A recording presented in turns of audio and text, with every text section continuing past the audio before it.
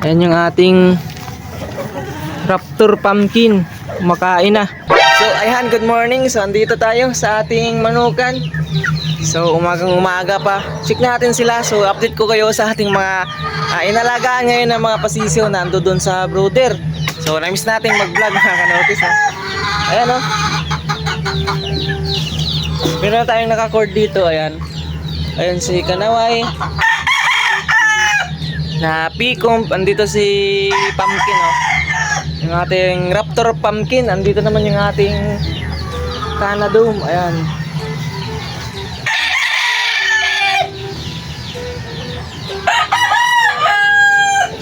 So andito naman yung ating mga manok. Si Pumpkin Black andito nakasalang mga kanokis.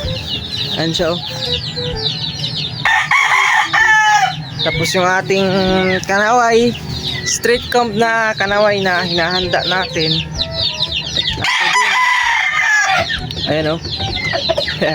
Tapos yung ating mga puti. Yung mga stag 5 months old andito. Ayan oh. Dalawa magkapatid.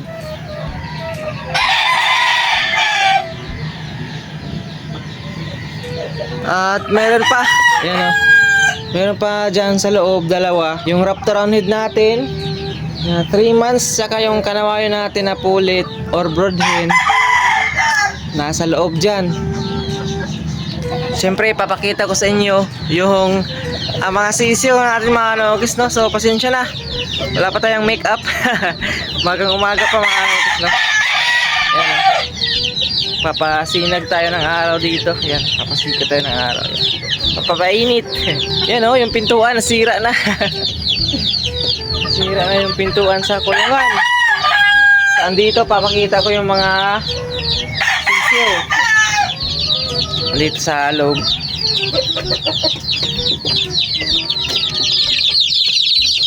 Ayan o. Yung mga sisiyo natin mga kanokis. Healthy.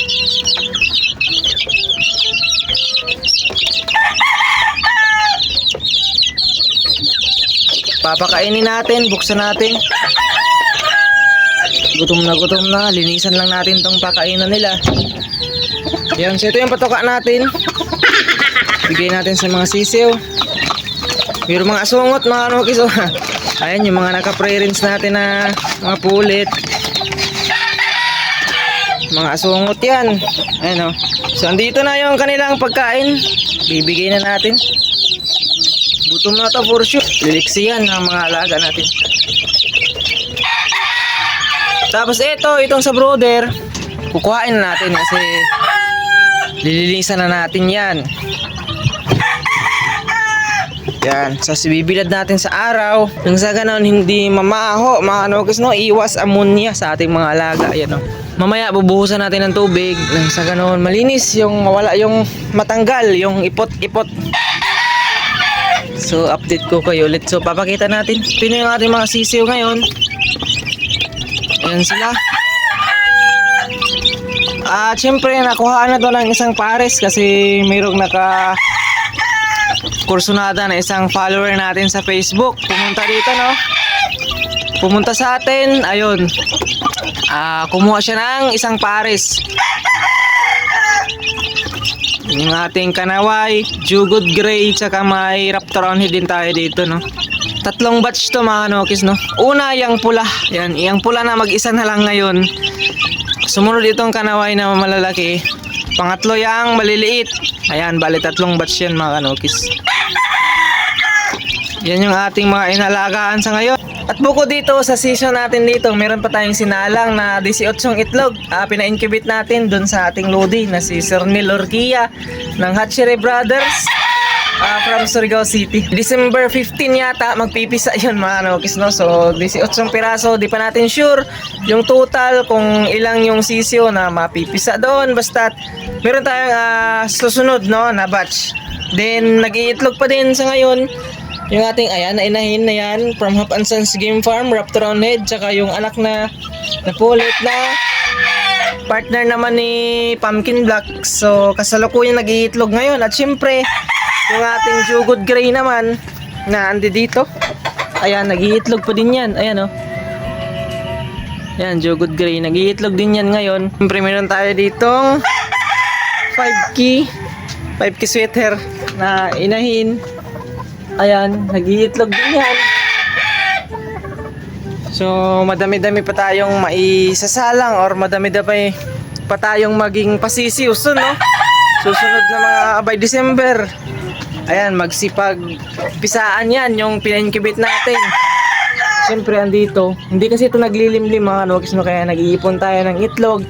Pinapa-incubate natin. Ayan. So, sa ngayon, patuloy silang umiitlog. So, inuna ko na yung mga nauna nilang itlog sa pagpapa-incubate. Kasi nga baka masira. So, sayang. Kasi naulan-ulan pa naman ngayon, no? Nababasa-basa nga yung ating ano. Ayan, no? Medyo madami na. Yung ating Carabao grass. Ayan, medyo good na. Lumabong na, mga kanokis, no? So, ayan, no? Puntahan natin mamaya si Kanaway. Saka si Pumpkin. So, andito, ito yung patoka natin na binibigay sa kanila. GMP3 na may halong crack corn, saka grains. Ayun yung ating mixture ng ating patoka, mga kanokis. Bali, bumibili ako ng 10 kilo lahat. So, bali, 7 kilo ng pellets ng GMP3. 2 concentrate, yung ating grains, at 1 kilo ng crack corn. Bali, 70-30 siya. So, ito yung ating mixture. Kasi matipid, kasi mura. Mura kasi yung ating GMP3, 38 lang. Habang yung ating Integra umaabot ng 45 dito sa amin, mga kanokis, no? Kaya mas malaking naititipid natin dito, no, sa ganitong patoka. GMP3, so goods naman lahat, pati yung Integra goods naman yun, at ito din goods naman. So ito yung ating binibigay sa kanila. At syempre sa takal, pag umaga, mga kanokis, no, ayan, 40 grams to. Kasi ito pag walang laman, ayan, tumitimbang to ng 10 grams. At syempre, pagka meron ng laman, tinimbang mo, nagiging 50 na siya. Kaya akala ng lahat, 50 grams tong takala na to. Pero, pag walang laman, 10 grams talaga. Ayan.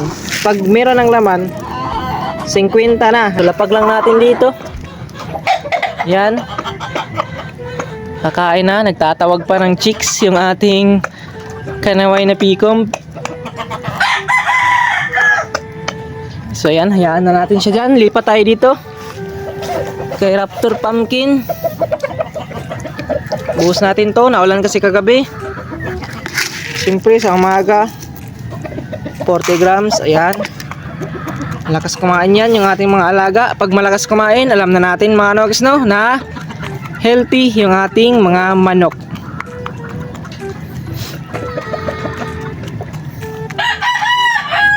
Ayan, oh, may lumapit na, oh. May lumapit na. Yung ating pulit na 6 months old. Ayan yung ating Raptor Pumpkin. Kumakain na. Ayan. Next tayo. Dito tayo kay Canadum.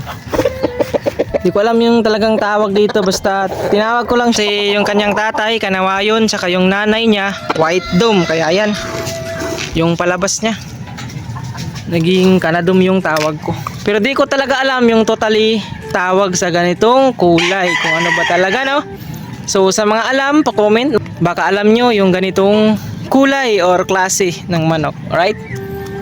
So ayan, nabigyan na natin patoka. So ayan, tapos na tayong nagpatoka sa ating mga alaga. So hanggang dito na lang muna for today's video, mga kanokis, no? So inagahan lang natin. Na-miss ko lang mag-upload dito sa YT kasi doon lagi tayo sa FB kay Mamets, gumagawa ng mga vlog. So hanggang dito na lang muna at maraming salamat sa mga andyan pa din sa baba nanonood sa ating vlog for today. Hanggang dito na lang. Peace out.